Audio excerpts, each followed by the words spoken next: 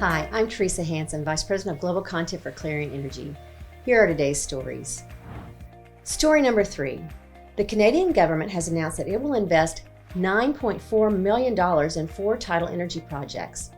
According to Natural Resources Canada, the projects will bring cleaner energy to the country's Atlantic region. The Honourable Bernadette Jordan, Ministry of Fisheries, Oceans and Canadian Coast Guard, who made the announcement last week, said that with the longest coastline in the world, Canada should be a global leader in tidal energy. Nearly $4 million will go to build a tidal turbine array using subsea tidal technology. The University of Manitoba, in partnership with Sustainable Oceans Applied Research, will receive $1.58 million to advance research on river hydrokinetic and in-stream tidal energy technologies. $2 million will go to research an environmental effects monitoring solution for in-stream tidal energy. This includes fish and marine mammal interactions with tidal devices. And finally, another $2 million will be used to outline a plan to assess the risks associated with fish that encounter tidal devices, as well as to create a tool to support the regulatory authorization process for tidal energy projects. These 4 initiatives are aimed at helping Canada reach its goal of zero emissions by 2050. That's it for me this week. I'll now turn it over to Jen Runyon. Stay safe and healthy, everyone. Thanks, Teresa. Story number 2. Walmart and Schneider Electric have announced a new initiative through which Schneider Electric will help Walmart's suppliers decarbonize through group purchases of renewable energy. The project is called Gigaton PPA, or GPPA, and Schneider Electric will educate interested Walmart suppliers about the renewable energy market and PPAs in general, and then provide advisory services on projects that the companies could offtake the energy from. Then it will bring together interested companies to contract for renewable energy as a cohort, leveraging the size of the group to achieve economies of scale.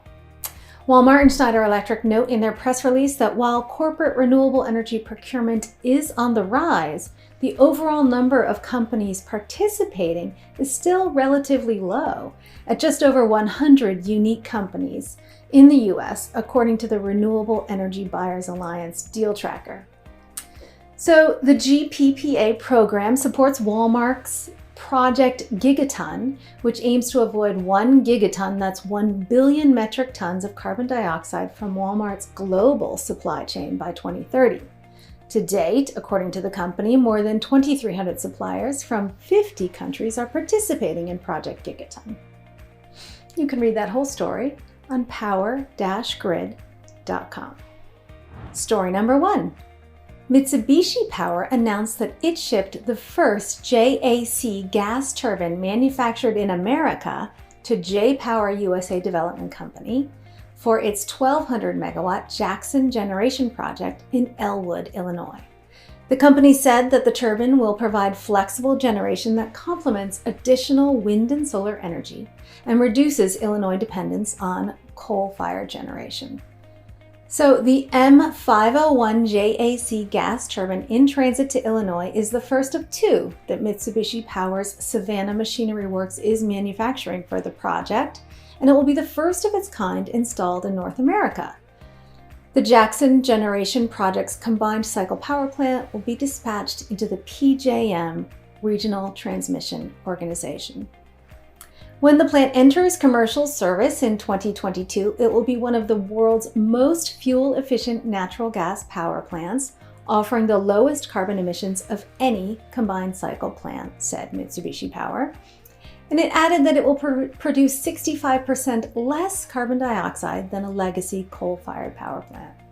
Because the plant is designed to enable more uptake of renewable power, the carbon reduction will, of course, be even greater when it's coupled with renewables. It will also incorporate the best available control technology to minimize emissions. And overall, the fuel flexibility combined with high efficiency will ultimately reduce electricity costs for consumers, said Mitsubishi Power. And you can read that whole story on power-eng.com. And before I let you all go, I'd like to let you know that you can start signing up to attend Distributech Plus and PowerGen Plus, our series of virtual events that will begin later this month Visit distributech.com or powergen.com to learn more about the series. That's all I have for you today. Thank you for watching.